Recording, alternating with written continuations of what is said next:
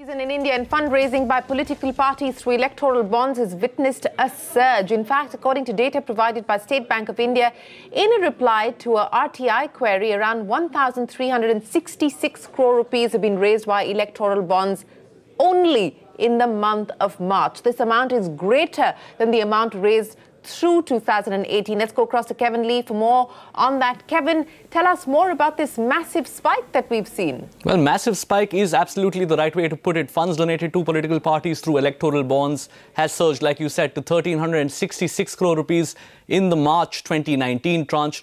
To put that into context, the total amount raised in the entirety of 2018 was just 1,056 crore rupees. So this takes the total money raised through the instrument to 2,700 crore rupees. Now we're getting closer to the election season. We're going to see parties scrambling to raise campaign finances. But even then, this has not been a gradual increase at all. The last tranche of electoral bonds was opened in January this year, and just about 350 crore rupees were raised. So that's a 1,000 crore rupee tranche on tranche spike. And if you do an election to election comparison, the total amount of donations declared by all political parties in FY14 was just 622 crore rupees. The amount raised by electoral bonds in FY19 has been over 4 times that number at 2,550 crore rupees. I should also mention that the Election Commission has raised its objections to the instrument.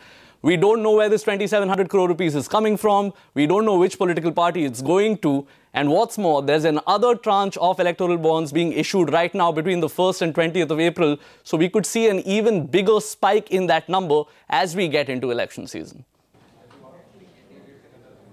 Well, massive spike there from 350 crores in January to over 1,000 crore rupees in the month of March alone. That's the kind of money that's coming through electoral bonds. Kevin, thanks very much. Joining us now to discuss this further, Anil Verma, retired Major General and the head of the Association for Democratic Reforms, also S.Y. Qureshi, the former CC. Gentlemen, appreciate you joining us.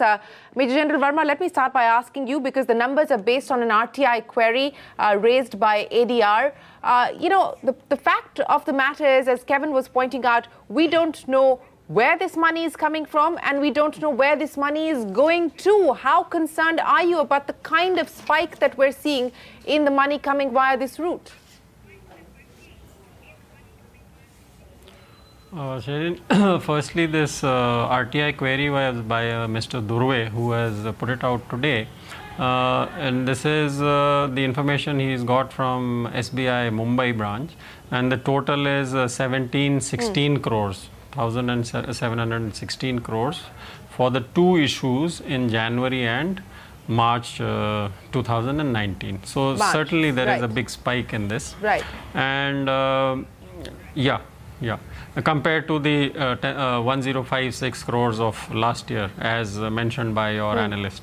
So definitely it's a huge jump, but that is to be expected because this is election season, and the government had announced that the electoral bonds will be available for sale from January to May.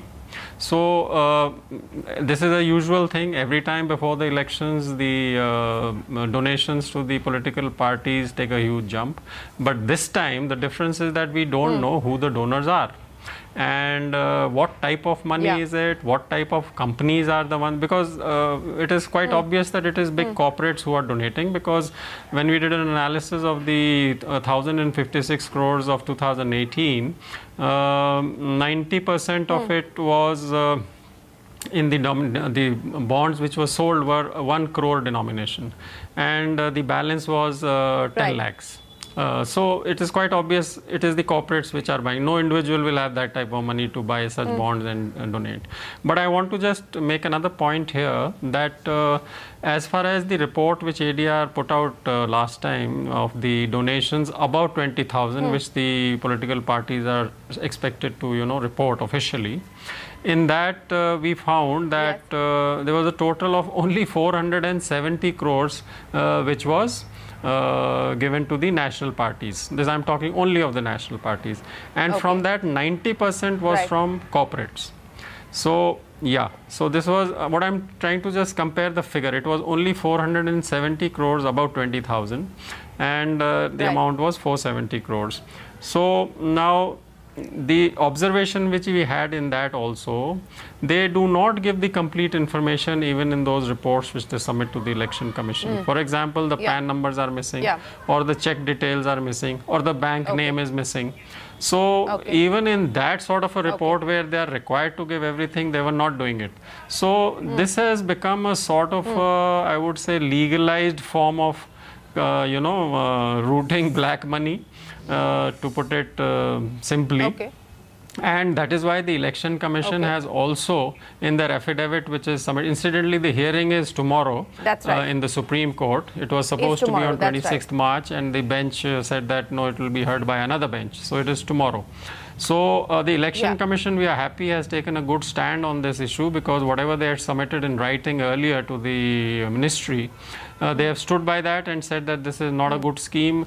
It is opening the floodgates for black money, for shell companies. We do not know what type of money is going to be coming. So ADR has prayed to the Supreme Court that all the amendments which were done through the finance bill should be scrapped, as well as the electoral bond scheme per se should be scrapped. Let me bring in S.Y. Qureshi, the former CEC. Mr. Qureshi, you just heard the numbers. They're big numbers. Just in the month of March alone of 2019, 1,366 crore rupees by way of electoral bonds. That's a 1,000 crore rupee jump from the last tranche in January of 350 crores.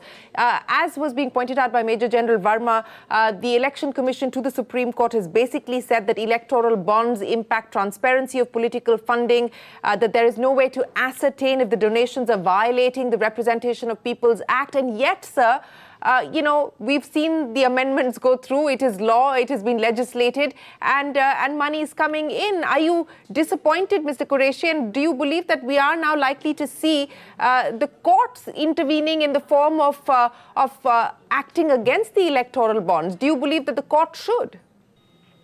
I entirely agree with whatever General Verma just now said, 100%. There is no surprise that the money coming in for political donations has increased. That is bound to happen close to the election. Our major concern about the lack of transparency. Where is this money coming from? We don't know. What will be the quid pro quo? We don't know. It is a legalization and legitimization of a crony capitalism.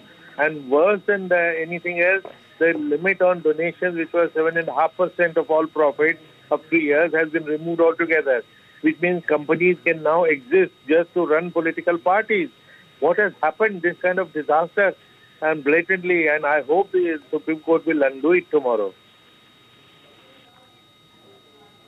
Well, it is a matter that's going to be taken up tomorrow. That's the former CEC, as well as Major General Verma of the Association of Democratic Reforms, categorically stating that this is a problem, and this is a problem that's widely been acknowledged by a lot of people, that we are now in an era where there is absolutely no check or balance on where money is coming into for political funding. And this is going to be an issue that the Supreme Court now weighs in on. We'll, of course, keep you posted on those developments as and when the matter is taken up tomorrow. But for this evening, Anil Verma and S.Y. Qureshi, appreciate you joining us.